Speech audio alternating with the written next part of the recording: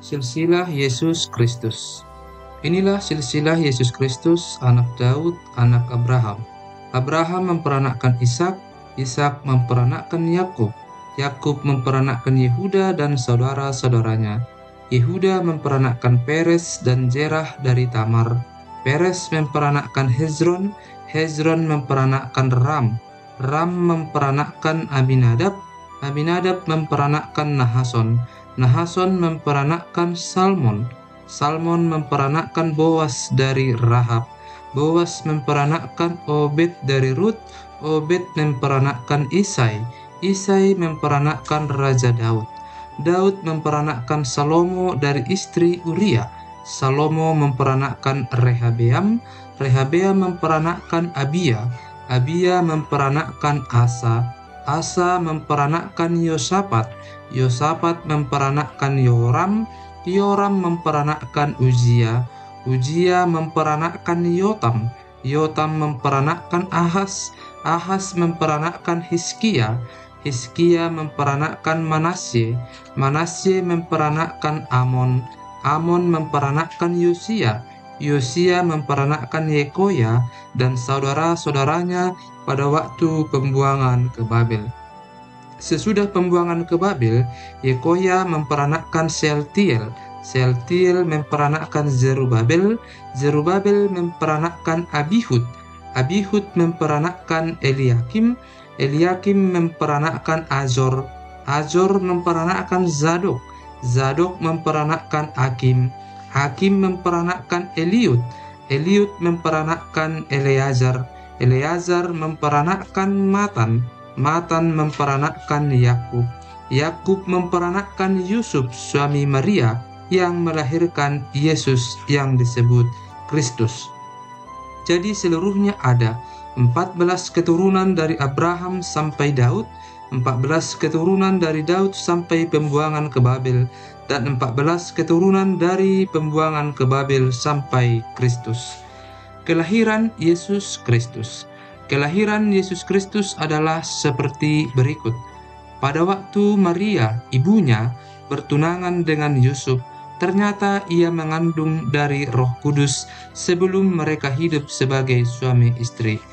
Karena Yusuf suaminya, seorang yang tulus hati dan tidak mau mencemarkan nama istrinya di muka umum, ia bermaksud menceraikannya dengan diam-diam.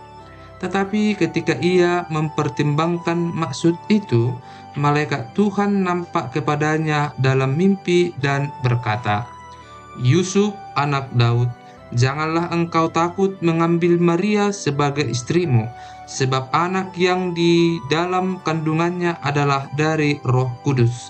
Ia akan melahirkan anak laki-laki, dan engkau akan menamakan dia Yesus, karena dialah yang akan menyelamatkan umatnya dari dosa mereka." Hal itu terjadi supaya genaplah yang difirmankan Tuhan oleh Nabi. Sesungguhnya anak darah itu akan mengandung dan melahirkan seorang anak laki-laki, dan mereka akan menamakan dia Immanuel, yang berarti Allah menyertai kita. Sesudah bangun dari tidurnya, Yusuf berbuat seperti yang diperintahkan malaikat Tuhan itu kepadanya. Ia mengambil Maria sebagai istrinya, tetapi tidak bersetubuh dengan dia sampai ia melahirkan anaknya laki-laki, dan Yusuf menamakan dia Yesus. Orang-orang Majus dari timur. Sesudah Yesus dilahirkan di Betlehem di tanah Yudea pada zaman Raja Herodes, datanglah orang-orang Majus dari timur ke Yerusalem dan bertanya-tanya, "Di manakah dia, raja orang Yahudi yang baru dilahirkan itu? Kami telah melihat bintangnya di timur, dan kami datang untuk menyembah dia." Ketika Raja Herodes mendengar hal itu, terkejutlah ia beserta seluruh Yerusalem. Maka dikumpulkannya semua imam kepala dan ahli Taurat bangsa Yahudi, lalu dimintanya keterangan dari mereka di mana Mesias akan dilahirkan.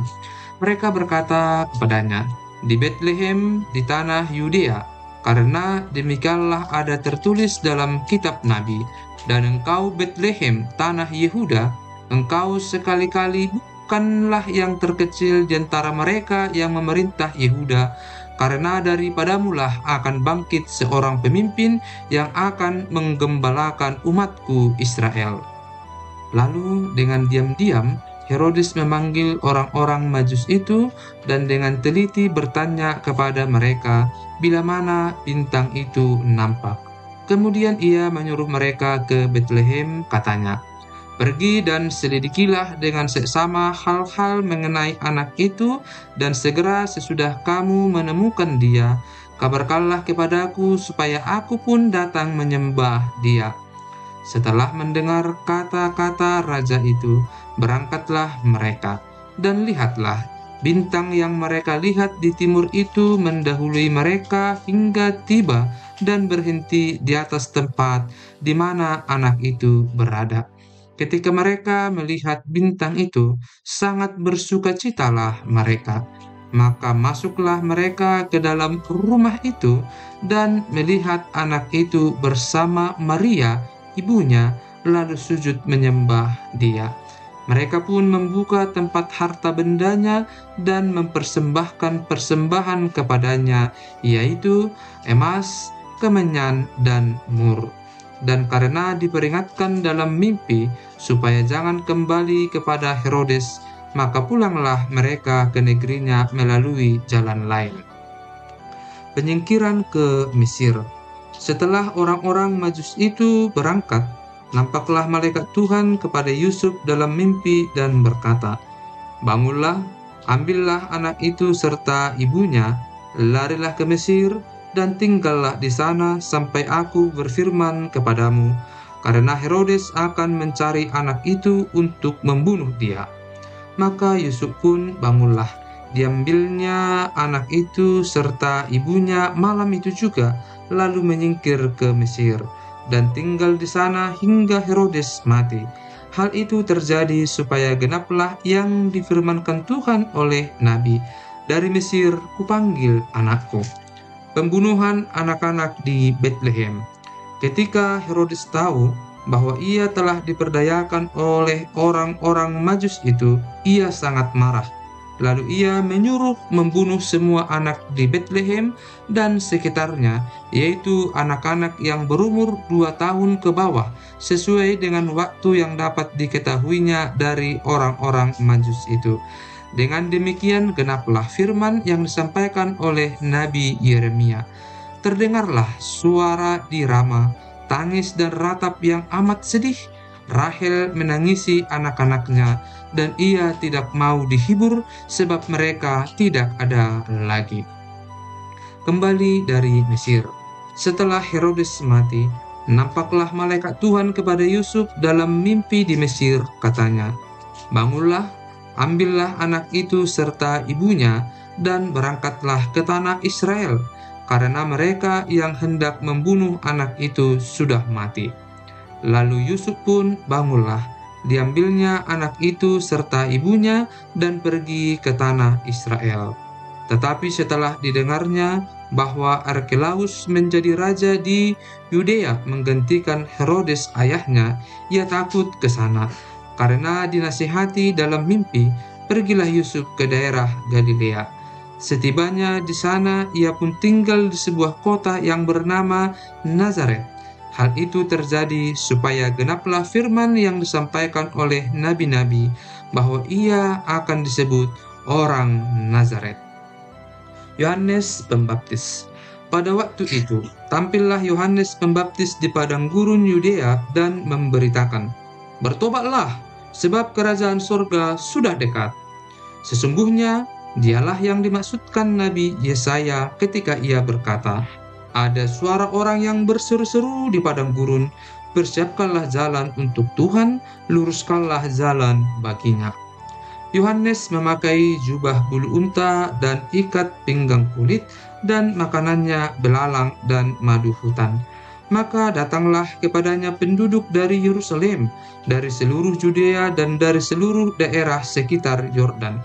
Lalu sambil mengaku dosanya, mereka dibaptis oleh Yohanes di sungai Yordan. Tetapi waktu ia melihat banyak orang Farisi dan orang Saduki datang untuk dibaptis, berkatalah ia kepada mereka, "Hai kamu keturunan ular beludak, siapakah yang mengatakan kepada kamu bahwa kamu dapat melarikan diri dari murka yang akan datang? Jadi hasilkanlah buah yang sesuai dengan pertobatan. Dan janganlah mengira bahwa kamu dapat berkata dalam hatimu, Abraham adalah bapa kami. Karena aku berkata kepadamu, Allah dapat menjadikan anak-anak bagi Abraham dari batu-batu ini. Kapak sudah tersedia pada akar pohon, dan setiap pohon yang tidak menghasilkan buah yang baik pasti ditebang dan dibuang ke dalam api. Aku membaptis kamu dengan air sebagai tanda pertobatan, tetapi ia yang datang kemudian daripadaku lebih berkuasa daripadaku, dan aku tidak layak melepaskan kasutnya. Ia akan membaptiskan kamu dengan Roh Kudus dan dengan api. Alat penampi sudah di tangannya. Ia akan membersihkan tempat pengirikannya dan mengumpulkan gandumnya ke dalam lumbung. Tetapi debu jerami itu akan dibakarnya dalam api yang tidak terpadamkan." Yesus dibaptis Yohanes. Maka datanglah Yesus dari Galilea ke Yordan kepada Yohanes untuk dibaptis olehnya. Tetapi Yohanes mencegah dia, katanya, "Akulah yang perlu dibaptis olehmu, dan engkau yang datang kepadaku?" Lalu Yesus menjawab, katanya kepadanya, "Biarlah hal itu terjadi, karena demikianlah sepatutnya kita menggenapkan seluruh kehendak Allah." Dan Yohanes pun menurutinya. Sesudah dibaptis, Yesus segera keluar dari air, dan pada waktu itu juga langit terbuka, dan ia melihat Roh Allah seperti burung merpati turun ke atasnya.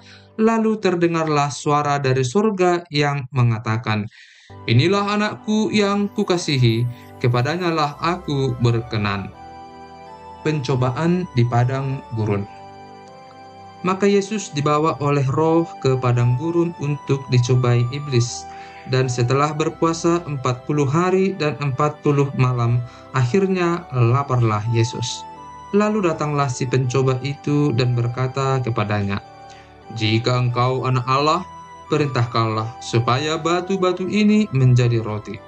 Tetapi Yesus menjawab, "Ada tertulis, manusia hidup bukan dari roti saja, tetapi dari setiap firman yang keluar dari mulut Allah."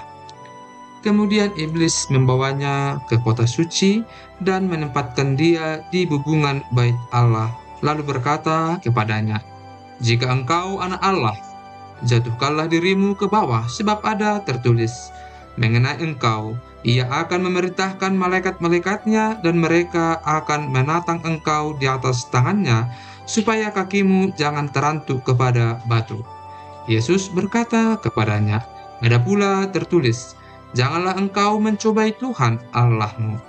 Dan iblis membawanya pula ke atas gunung yang sangat tinggi dan memperlihatkan kepadanya semua kerajaan dunia dengan kemegahannya, dan berkata kepadanya, "Semua itu akan kuberikan kepadamu jika engkau sujud menyembah aku." Maka berkatalah Yesus kepadanya, "Enyahlah iblis, sebab ada tertulis, engkau harus menyembah Tuhan Allahmu, dan hanya kepada Dia sajalah engkau berbakti." Lalu iblis meninggalkan dia, dan lihatlah, malaikat-malaikat datang melayani Yesus. Yesus tampil di Galilea.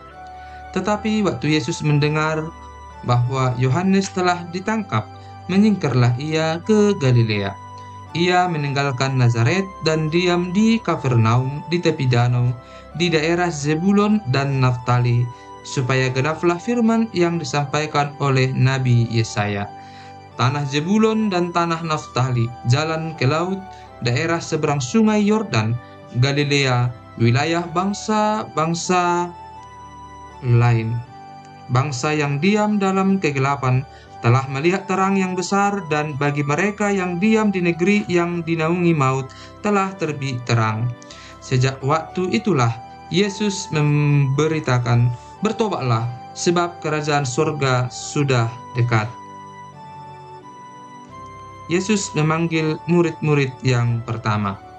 Dan ketika Yesus sedang berjalan menyusur danau Galilea, ia melihat dua orang bersaudara, yaitu Simon yang disebut Petrus dan Andreas saudaranya. Mereka sedang menebarkan jala di danau sebab mereka penjala ikan. Yesus berkata kepada mereka, "Mari, ikutlah aku, dan kamu akan kujadikan penjala manusia." Lalu mereka pun segera meninggalkan jalannya dan mengikuti dia. Dan setelah Yesus pergi dari sana, dilihatnya pula dua orang bersaudara, yaitu Yakobus anak Zebedeus dan Yohanes saudaranya bersama ayah mereka. Zebedeus sedang membereskan jala di dalam perahu. Yesus memanggil mereka, dan mereka segera meninggalkan perahu serta ayahnya, lalu mengikuti dia. Yesus mengajar dan menyembuhkan banyak orang. Yesus pun berkeliling di seluruh Galilea. Ia mengajar dalam rumah-rumah ibadat dan memberitakan Injil Kerajaan Allah, serta melenyapkan segala penyakit dan kelemahan di antara bangsa itu. Maka tersiarlah berita tentang dia di seluruh Syria, dan dibawalah kepadanya semua orang yang buruk keadaannya, yang menderita pelbagai penyakit dan sengsara, yang kerasukan, yang sakit ayan, dan yang lumpuh, lalu Yesus menyembuhkan mereka. Maka orang banyak berbondong-bondong mengikuti dia. Mereka datang dari Galilea dan dari Dekapolis, dari Yerusalem dan dari Yudea dan dari seberang Yordan.